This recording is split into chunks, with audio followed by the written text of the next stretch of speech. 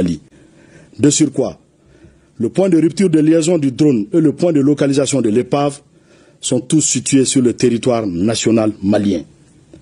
L'absurdité de l'argument de la violation de l'espace aérien algérien sur 2 km, autrement dit, comment l'épave du drone se serait retrouvée au Mali et à 9,5 km de la ligne frontalière si l'appareil avait réellement violé l'espace algérien sur 2 km. Face à la gravité de cet acte d'agression inédit dans l'histoire des relations entre le Mali et l'Algérie, le gouvernement de la transition condamne avec la dernière rigueur cette action hostile, inamicale, condescendante des autorités algériennes, dont le chef de l'État affirmait récemment à Mondovision que, je le cite, 90% des solutions maliennes se trouvent en Algérie. En outre, cet agissement prouve, si besoin en était, que le régime algérien parraine le terrorisme international. En effet, la destruction du drone a clairement pour effet, sinon pour but, d'entraver la neutralisation de groupes armés ayant revendiqué des actes terroristes.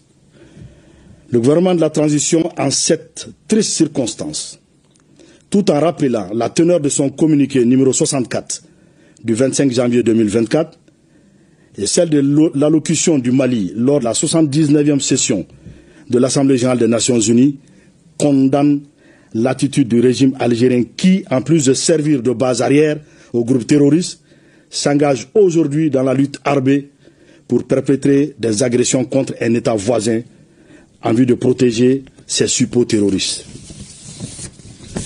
En conséquence, en réponse à cette énième provocation du régime algérien, le gouvernement de la transition décide de 1. Convoquer l'ambassadeur algérien pour protester contre l'hostilité du régime algérien. 2. Se retirer avec effet immédiat du comité d'état-major conjoint CEMOC. 3. Porter plainte devant des instances internationales contre le régime algérien pour acte d'agression.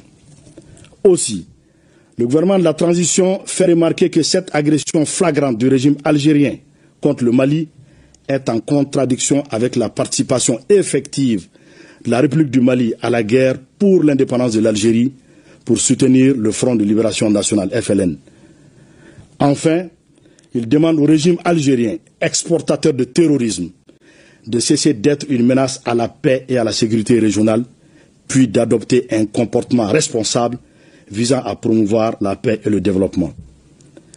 Le gouvernement de la transition réitère à la population malienne que rien n'entamera la détermination des forces de défense et de sécurité maliennes sous le leadership de son Excellence le général d'armée Assimi Goïta, président de la transition chef de l'État, à poursuivre et à atteindre le noble objectif d'éradiquer le terrorisme sous toutes ses formes.